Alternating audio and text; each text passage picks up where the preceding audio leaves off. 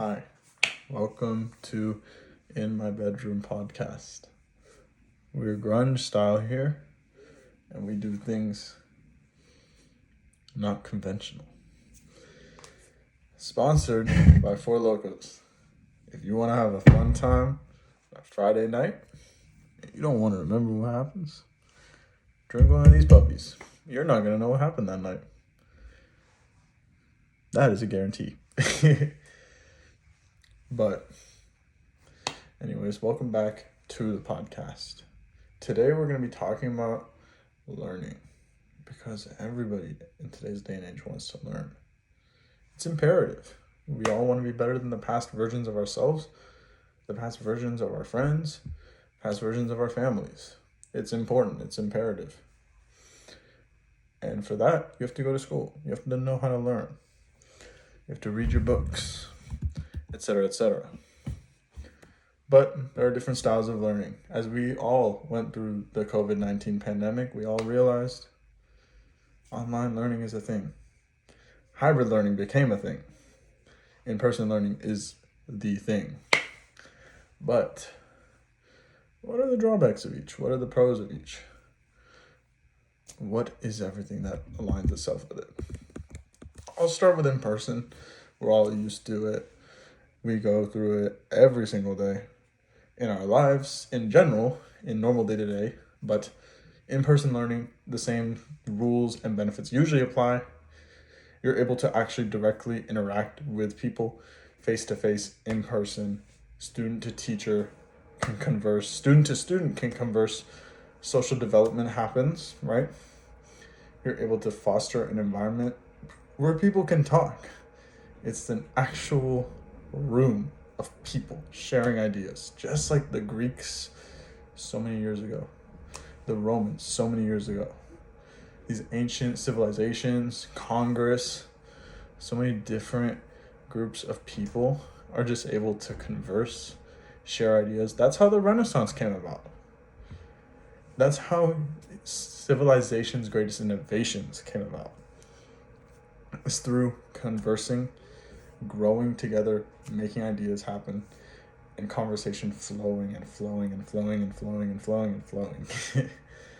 But the environment of these classrooms and the ability to be hands-on, so imperative, right?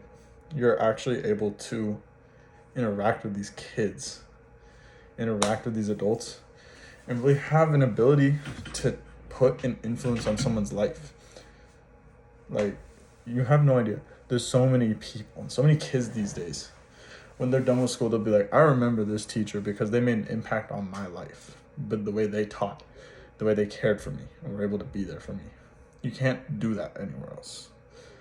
It's those success stories that drive the future. However, there are drawbacks too. Let's keep it twisted. Limited flexibility for schedules and commuting can be really tough. You're not able to just log on to your computer. You actually have to go to the place to meet. There is going to be tardies, excuses, absences, etc. A lot of distractions, whether it be like kicking a table, a fire alarm being pulled, a teacher being late, looking at the clock, talking to people, etc. There's many different ways to be distracted. So knowing that and knowing the problems, you weigh your decision based on that. Now, as we reach the next topic of discussion, which will be online learning, a little hydration break. So good. Like I said, you will not remember the next day after you drink one of these. So good. So refreshing. I'm hydrated. But now we go to online learning. Now, what makes online learning so great is honestly the flexibility of it. And you're able to pace yourself and have a wide access of different resources. You have an abundance of resources to choose from because literally with one little, a whole database appears at your fingertips. You're able to go at your own pace because you don't have lectures. You don't have to talk to people. You're able to just do things at your own speed, live life at your speed. be able to cruise, be able to chill. And it provides flexibility too, because you don't have to be able to do it all in one sitting. Some people are just busy bees. Let's be real. People like to be busy. They want to schedule things in their day to make themselves be productive. Completely understandable. Not everyone's going to be able to just be like, I'm going to get this done right now. I can be there at that certain time and blah, blah, blah, let's bang it out. No, they need that flexibility.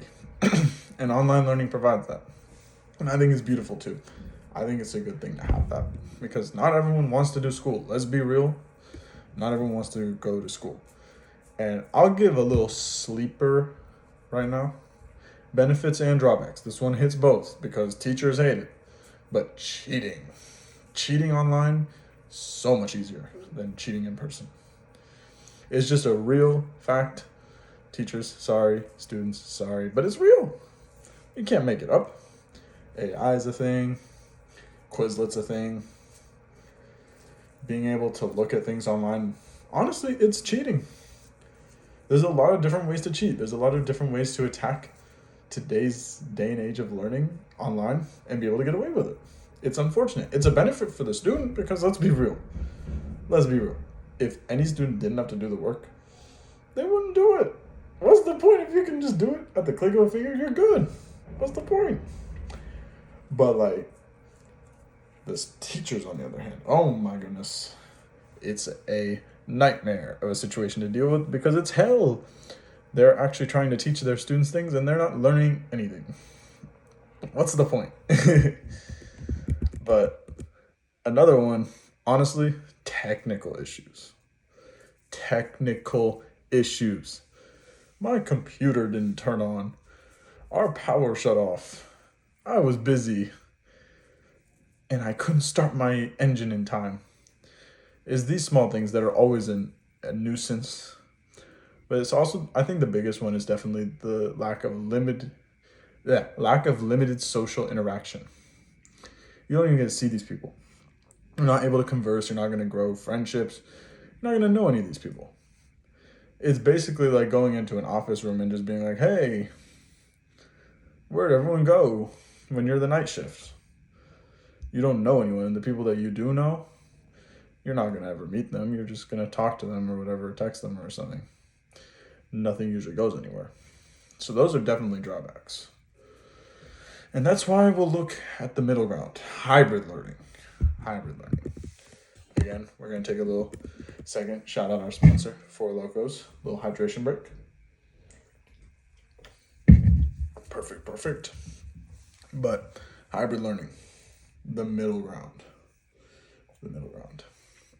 It combines the customization of online learning and access to research and resources of online learning with the structure and the social aspect of in-person. So you have the best of both worlds mashing together like this, like a PB&J sandwich. Just like that, you're able to go in person, meet these people, talk to people, be around people, and learn, while at the same time being able to work at your own pace and not have to stress too much because you are still in an online portion of the class. You're able to customize the class to fit your needs and to be able to incorporate both methods of digital and traditional learning. So really, you're getting the best of both worlds in one thing. Excuse me. It's quite impressive. But there's a lot of potential for technical challenges and adaptation. The main one being adaptation. Because if you think about it, you have to adapt to two different learning styles simultaneously at the same time. And both might not fit you. You might not be good at either of them, and then the middle one might be the best for you. Or you might be good at one but not good at the other. It's very suitable to some people, but it can be really bad as well. Because you're not having a consistent sort of basis to go upon. And consistency obviously always attains results. There's a reason for that.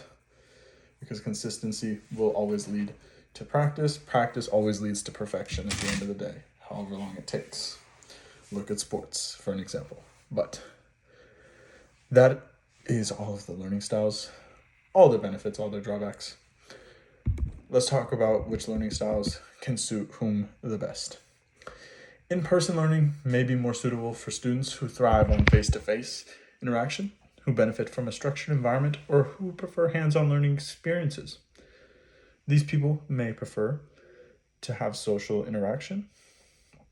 They may prefer to be around their peers, be able to joke around, eat lunch, have fun with their friends, talk with their friends in the hallways, go to class, see their friends, meet their teachers, build relationships with these teachers, prank their teachers, all these fun things. The other things that also I did not really explain earlier, but let's be real. Prom, dances, sports games. These are big things that you do not really get in the other two forms of learning. Everyone wants to go to their prom, right? Everyone wants to go to their prom. That's important. It's a big deal. Let's talk about sports games. You can't go to a sports game if you're online. What? No high school's going to do that. Everyone wants to go to sports games. Friday Night Lights. Who doesn't want to be there? That's the place to be. And it's things like that of that nature. Pep rallies. Spirit weeks. You're not going to have those. Those are those social interactions you miss out on completely. And those can change kids' lives. Because if you think about it, those are the building of relationships. It's the buildings and the bedrocks of learning to be a social person in the adult world. And learning to branch out and be uncomfortable and learn to become comfortable. Online learners, it might be ideal for those who require flexibility due to scheduling constraints, are comfortable with technology, and prefer self-paced learning.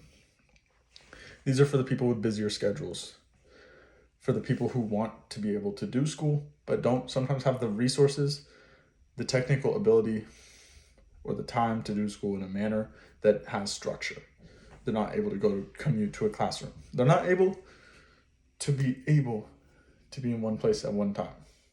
They got to be able to stretch it out, and that's okay. With COVID opening up this world to online learning, it's been able to show that you're able to work at your own pace and still learn, still be effective learning and growing as a person. You're going to miss out on social stuff. That's just a part of the game. But you're going to gain a lot in terms of you're working at your own pace, your own time.